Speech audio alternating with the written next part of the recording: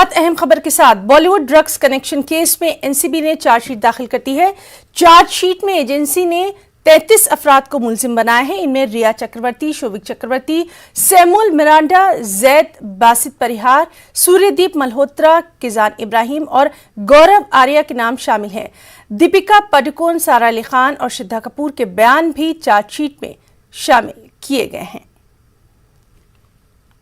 तो इस वक्त की बेहद अहम खबर, बॉलीवुड ड्रग्स मामला, चार्जशीट दाखिल की गई है। एनसीबी ने चार्जशीट दाखिल की है और 33 अफराद को इस पे मुलजिम बनाया गया है। अहम नाम रिया चक्रवर्ती, शोविक चक्रवर्ती, सैमुअल मिरांडा, जैद बासित परिहार, सूर्यदीप मल्होत्रा, किजान इब्राहिम और गौरव आर्या। साथ ही साथ बेहद अहम दीपिका पादुकोण, सारा अली खान, श्रद्धा कपूर के बयान भी चार्जशीट में शामिल किए गए हैं।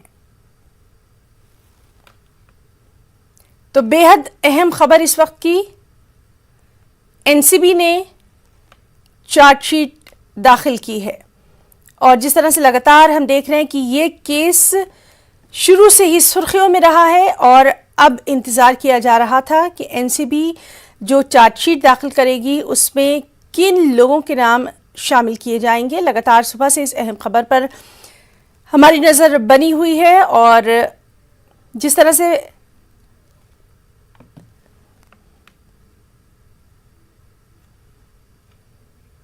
और मुंबई से अहम खबर से मुताल्लिक हमने आपको खबर दी थी। बॉलीवुड ड्रग्स कनेक्शन केस में एनसीबी ने चार्जशीट दाखिल कर दी है। चलिए इसी के ताल्लुक से सीधे रुख करेंगे तफसीलात के लिए प्रशांत पांडे का। प्रशांत, जिस तरह से लगातार हम कह रहे थे कई अहम नाम जो है इस चार्जशीट में दिखाई दे रहे हैं, आपसे तफसीलात चाहेंगे।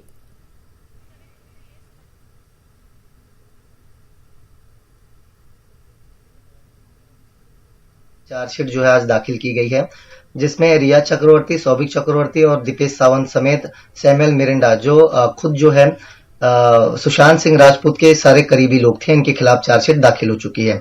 सबसे अहम बात मैं आपको बताऊं, चार्जशीट में आरोपी के नाम के तौर पर अभिनेत्रियों का नाम नहीं दाखिल किया, लेकिन उनका जो बयान दर्ज किया गया था उनके उस स्टेटमेंट को जो है अदालत के सामने रखा गया है, जिसमें दीपिका पादुकोण, सारा अली खान के साथ साथ बाकी जो अभिनेत्री थी जिनका स्टेटमेंट लिया गया था उनका बयान जो है अदालत के सामने रखा गया है।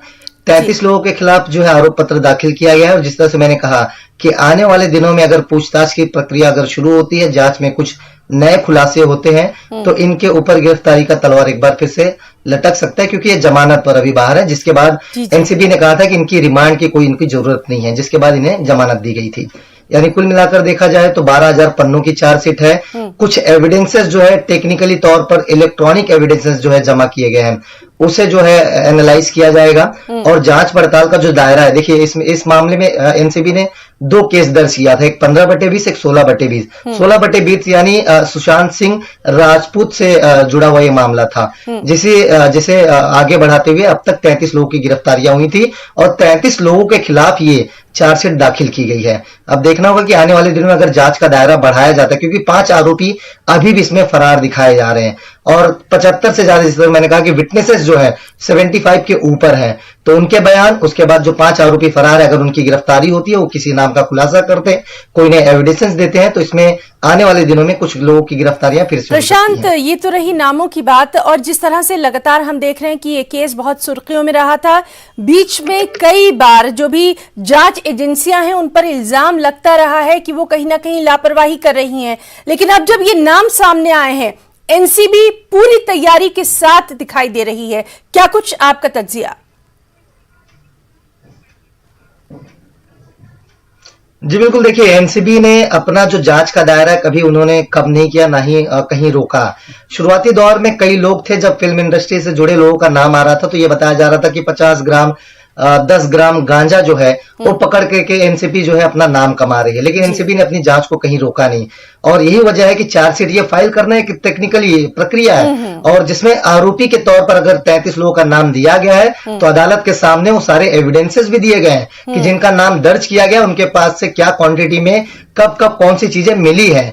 यानी कुल मिलाकर देखा जाए सारे पुख्ता सबूत एनसीबी के पास है और जैसे मैंने कहा कि जांच का दायरा एनसीबी का आगे बढ़ेगा, 5 आरोपी अभी भी फरार हैं। उनकी अगर गिरफ्तारी होती है, नए खुलासे होते हैं, नए नाम सामने आते हैं या फिर पुराने जो आरोपी हैं उनके खिलाफ कोई एविडेंसेस मिलता है तो आने वाले दिनों में उनकी गिरफ्तारी एक बार फिर से संभव है और पूछताछ के लिए एनसीबी जो है उन्हें बुला सकती है।